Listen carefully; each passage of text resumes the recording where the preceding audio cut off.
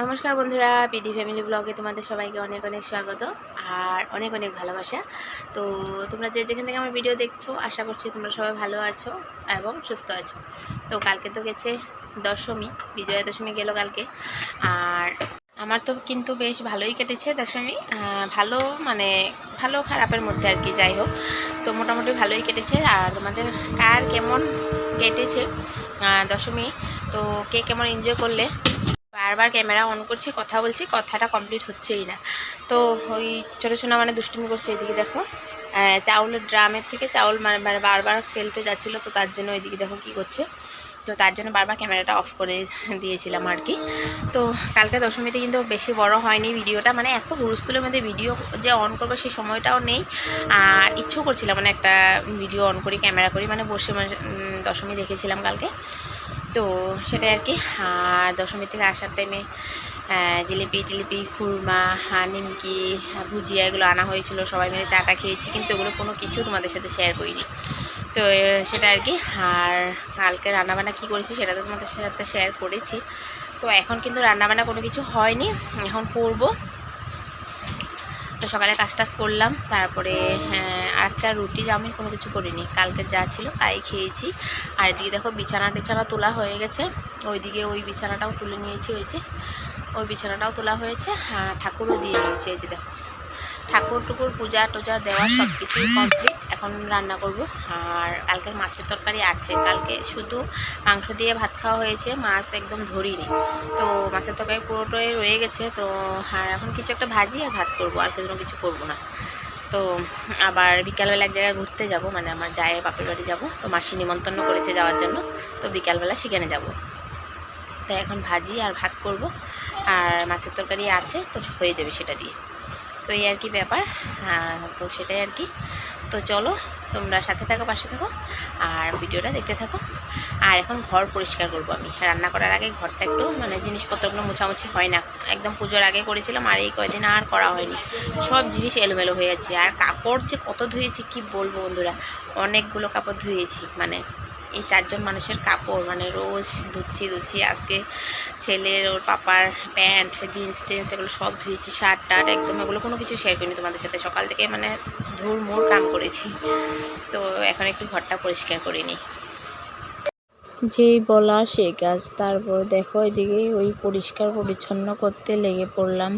এক এক করে বাস্কেটগুলোকে ভালো করে মুছে নিচ্ছি।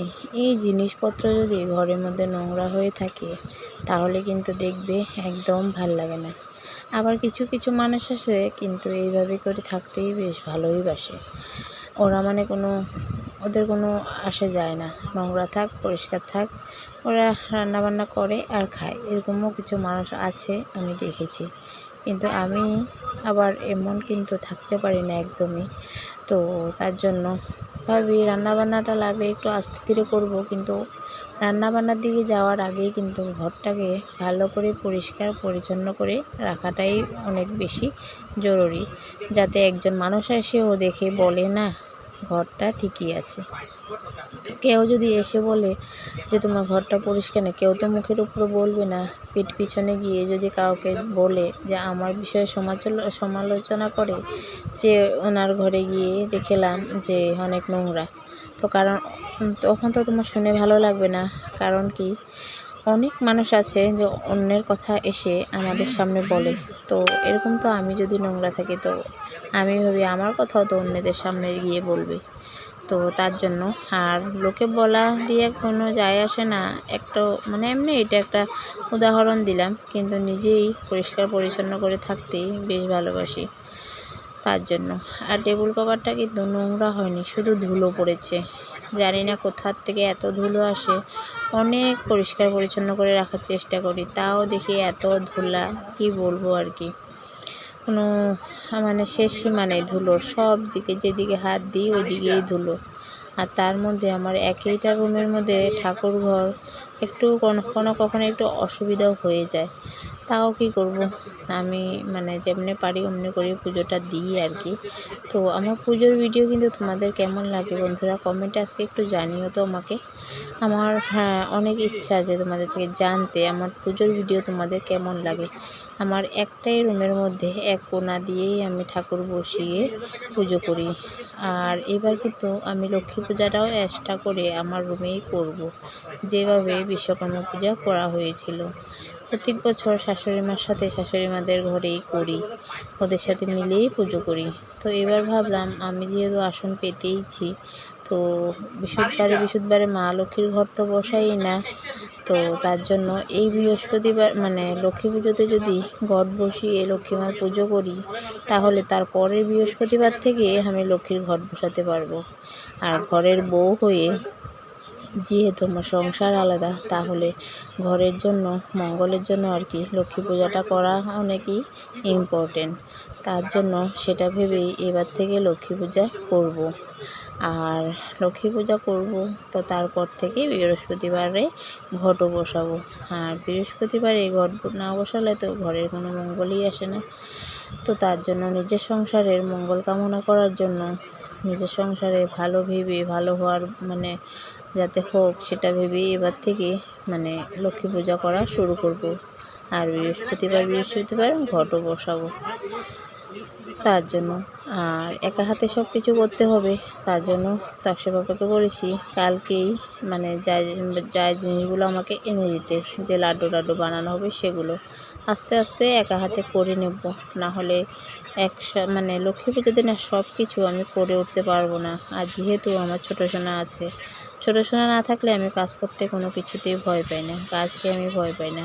কিন্তু ছোটো সোনাকে নিয়ে কাজ করতে আমি অনেক ভয় পাই, কারণ বাচ্চা কান্দিয়ে কাজ করাটা একদমই অসম্ভব ব্যাপার। তারপর সব কাজের পর সন্ধ্যাবেলা সোজা চলে এসেছি ওই জায়ের বাপের বাড়িতে নেমন্তন্ন খেতে।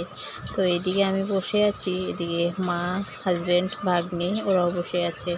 তো আমার যা আর ননদিনী ওরা ওই রান্নাঘরের দিকে আছে। আর মাসিও রান্নার জোগাড় করছে। মাসি করেছে পোলাও, তো পোলাও করেছে, পোলাও আর চিকেন করেছে, তারপরে মাছের কালিয়া করেছে, স্যালাড করেছে, পাঁপড় ভাজা করেছে, তারপরে চপ করেছে, মাছের তেলের বড়া করেছে। তো খাওয়ার আগেই কিন্তু আমি তোমাদেরকে সব বলেই দিলাম যা যা বানানো হয়েছে আর কি। তো একা হাতে কিন্তু অনেক কিছুই করেছে। তো রান্নাবান্নার পর এদিকে ডাইনিংয়ে ভাগ্নি, হাজব্যান্ড আর বাবা আর আমার ছেলে ওরা 4 জন খেতে বসে পড়েছে, আর আমরা একটু পরে খাবো। তো বন্ধুরা আজকের আমার ব্লগ ভিডিও তোমাদের কেমন লেগেছে কমেন্টে অবশ্যই জানিও। আর যদি ভালো লাগে তাহলে লাইক, কমেন্ট, সাবস্ক্রাইব করে বন্ধু হয়ে আমার পাশে থেকে যেও। প্রথম থেকে যে বন্ধুরা আমার পাশে রয়েছো, সাথে রয়েছো, তোমাদের সবাইকে অসংখ্য ধন্যবাদ। আশা করছি তোমাদের সবাইকে আমি সবসময় আমার পাশে পাবো। আর যারা নতুন দেখছো তোমরা প্লিজ ভালো লাগলে সাবস্ক্রাইব করে একটা কমেন্ট রেখে যেও, কমেন্টের সূত্রে যাতে আমিও তোমাদের পরিবারে গিয়ে তোমাদেরকে ভালোবাসা দিয়ে আসতে পারি। কমেন্ট না করলে কিন্তু আমি কিছুই বুঝতে পারবো না, আর আমাকে 24 ঘন্টা সময় দিতে হবে। তো আজকের জন্য টাটা।